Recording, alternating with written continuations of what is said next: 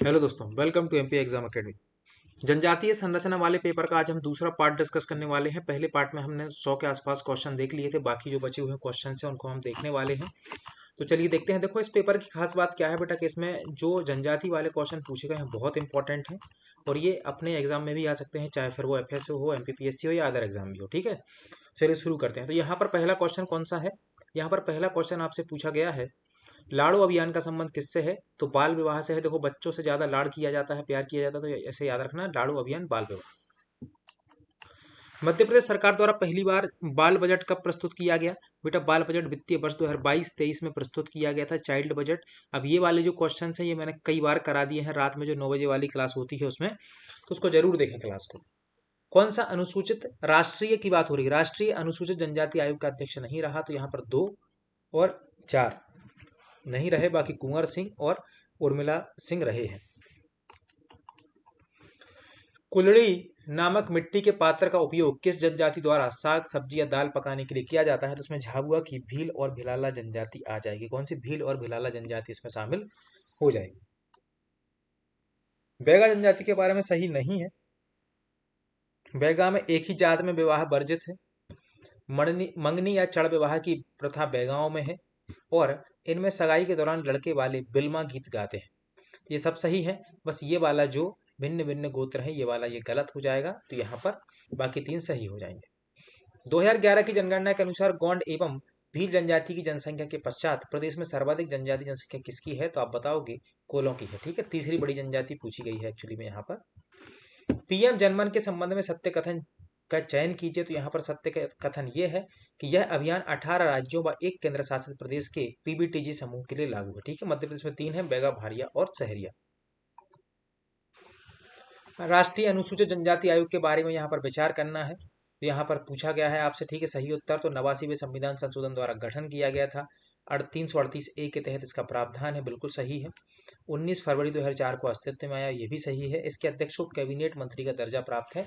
चारों इसमें ठीक है। चलिए, संविधान की 5वीं अनुसूची के उपबंध 3 के अंतर्गत निम्नलिखित में से किससे संबंधित प्रावधान किया गया है? तो संविधान की 5वीं अनुसूची के तीसरे उपबंध में अनुसूचित क्षेत्रों के प्रशासन के संबंध में राष्ट्रपति को राज्यपाल द्वारा प्रतिवेदन, मतलब कि राज्यपाल जो है ना रिपोर्ट देता है। किसको? राष्ट्रपति को। तो 5वीं अनुसूची के उपबंध 3 में, याद रखिए, बहुत डीप क्वेश्चन पूछा है। 2011 की जनगणना के अनुसार आरोही क्रम में मध्य प्रदेश में सबसे न्यूनतम लिंगानुपात वाले जिले कौन से हैं? भिंड, मुरैना, ग्वालियर, दतिया, शिवपुरी। ए इसका आंसर हो जाएगा। मध्य प्रदेश की जनगणना बहुत अच्छे से याद कर लें। देखिए यहाँ पर 5 तक ऑप्शन पूछे गए हैं। राष्ट्रीय जनजातीय स्वास्थ्य अनुसंधान संस्थान मध्य प्रदेश के जबलपुर जिले में है। कम से कम 20 बार ये क्वेश्चन आ चुका है पिछले 2 साल।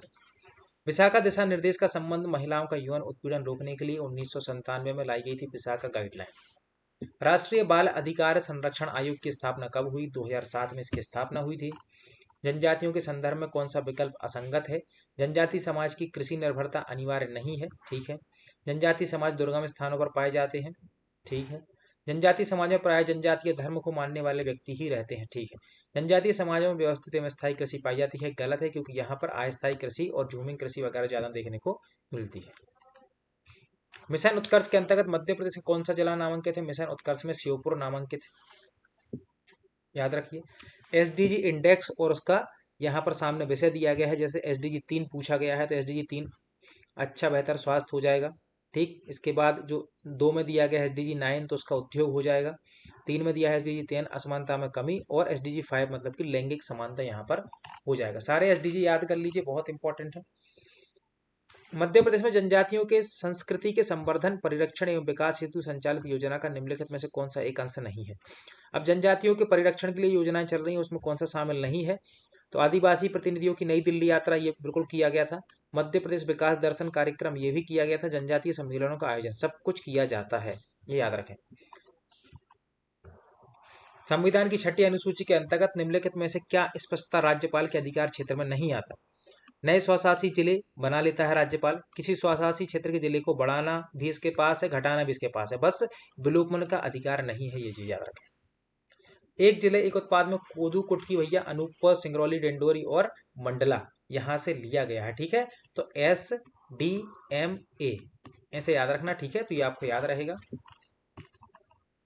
इसके बाद फिर यहाँ पर अनुसूचित जनजातियों सहित कुछ वर्गों के संबंध में विशेष प्रावधान संविधान के किस भाग में 16 में दिए गए हैं विशेष प्रावधान। बंधन योजना के संबंध में सही बताना है। इस योजना में देश भर के 50,000 बंधन विकास केंद्र स्थापित किए जाने का लक्ष्य है, बिल्कुल सही है। और इस योजना का उद्देश्य आदिवासी संग्रहकर्ताओं को उद्यमों में बदलकर उनके आजीविका के अवसर प्रदान करना है। तो कुल मिलाकर आदिवासी जो रहते हैं ना, जो संग्रहकर्ता रहते हैं जड़ी बूटी वगैरह के, उनको उद्यमी बनाना है। तो ये दोनों इसके सही हो जाएंगे। बाकी इसका वित्त पोषण 60-40 के अनुपात में नहीं किया गया है, ये गलत हो जाएगा। अब इसका अनुपात का भी ठीक क्लियर नहीं है। जनजाति जाति और राष्ट्र पुस्तक के लेखक याद रखना FG बेली है और ये आपके एग्जाम में आ सकती है। उज्जैन का छिपा शिल्प भैरूगढ़ के नाम से भी जाना जाता है। कन्या भ्रूण हत्या रोकने के लिए कौन सा अधिनियम PCPNDT अधिनियम लाया गया था। PCPNDT अधिनियम लाया गया कन्या भ्रूण हत्या को रोकने के लिए। अनुसूचित जनजातियों को संविधान के किस अनुच्छेद में वर्णित किया गया है बेटा। 342 में वर्णित किया गया है। चलिए अगला क्वेश्चन। 2011 की जनगणना के अनुसार निम्नलिखित में से कौन सा युग्म गलत हो जाएगा। अनुसूचित जनजाति की साक्षरता 50.55% है, बिल्कुल सही है। पुरुषों की साक्षरता 59.55% है, महिला साक्षरता 59.24% है यहाँ पर, ठीक है। ये चीज सही हो जाएगी। ये कुल साक्षरता पूछा है मध्य प्रदेश की। और महिलाओं की साक्षरता के संबंध में गलत है, ये कहीं 41 के आसपास ठहरती है, ठीक है, याद रखना। चलिए, कौन सा गोत्र कोरकू जनजाति का नहीं है। अखंडी है, मवासी है, धपाड़ी है, सब है, लेकिन धुरवा नहीं है इनका। किस शैक्षणिक संस्थान का संचालन Madhya Pradesh special residential and academic society Bhopal द्वारा नहीं किया जाता। मतलब ये सरस की बात चल रही है, ठीक है। इस सोसाइटी का नाम सरस है। तो एकलव्य आदर्श आवासीय विद्यालय चलते हैं, कन्या शिक्षा परिसर चलते हैं, आदर्श आवासीय विद्यालय चलते हैं, बस आदिवासी प्रतिभा विकास विद्यालय नहीं चलाए जाते हैं। चलिए, बैगा जनजाति में विधवा स्त्रियां कौन सी धोती पहनती हैं। टुकड़ी धोती पहनती हैं, क्योंकि इनके पास अब कुछ नहीं बचता, केवल एक टुकड़ा बचता है, तो ये टुकड़ी धोती पहनती हैं। पोषण अभियान की शुरुआत 2018 में हुई थी, इसको याद रखें। कौन सा राष्ट्रीय जनजाति आयोग का एक विशिष्ट कार्य नहीं है। तो यहाँ पर देखो, अनुसूचित जनजाति कल्याण से संबंधित प्रकरणों की जांच और परामर्श देना इनका कार्य है। उल्लंघन से निपटने के लिए सुधारात्मक उपाय देना इनका काम है। भारत के राष्ट्रपति को वार्षिक प्रतिवेदन ये देते ही हैं, ये सब इनके काम है। बस ये वाला योजना निर्माण का कार्य इनका नहीं है। मंडला जिले की गौंड जनजाति में कौन सा वर्ग नहीं पाया जाता है। तो देखो, रावण वंशीय गौंड पाए जाते हैं, सूर्यवंशी पाए जाते हैं, देव गौंड पाए जाते हैं। 3 प्रकार के पाए जाते हैं, इनमें चंद्रवंशी गौंड नहीं पाए जाते हैं।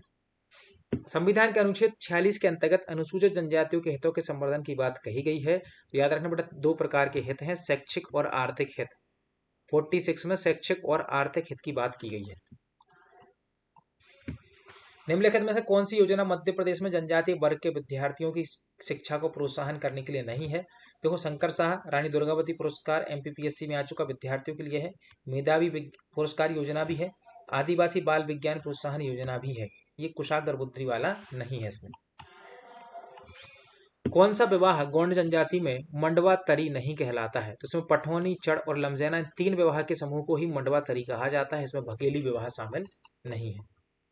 वन अधिकार अधिनियम 2006 द्वारा मान्यता प्राप्त अधिकारों के अंतर्गत निम्नलिखित में से कौन सी जिम्मेदारी शामिल नहीं है। तो देखो, इसमें सतत उपयोग है, जैव विविधता का संरक्षण है, पारिस्थितिकी संतुलन है, ये सब इसकी शामिल है। बस सामाजिक बनी की इसमें शामिल नहीं है, क्योंकि ये बहुत पहले से लागू है। 1 जिला 1 उत्पाद के अंतर्गत झाबुआ जिले से किस उत्पाद को रखा गया बेटा। कड़कनाथ मुर्गे को रखा गया। इसके अलावा 148वां क्वेश्चन क्या कहता है, मध्य प्रदेश में बाल लिंगानुपात कितना है। 918 है मध्य प्रदेश में बाल लिंगानुपात। अगला क्वेश्चन, मध्य प्रदेश में जनसंख्या के आधार पर सबसे बड़ी जनजाति कौन सी है बेटा। भील जनजाति है। और मवासी जनजाति में विवाह के समय दूल्हे द्वारा सबसे पहले किस देव की पूजा की जाती है। मुठवा देव की पूजा की जाती है। तो ये हमारे नेक्स्ट 50 क्वेश्चन थे जो जनजातीय संरचना वाले पेपर के हमने कंप्लीट कर लिए। बेटा चैनल को लाइक करें, सब्सक्राइब करें, कमेंट करना बिल्कुल ना भूलें, और मिलते हैं अगले लेक्चर में। धन्यवाद।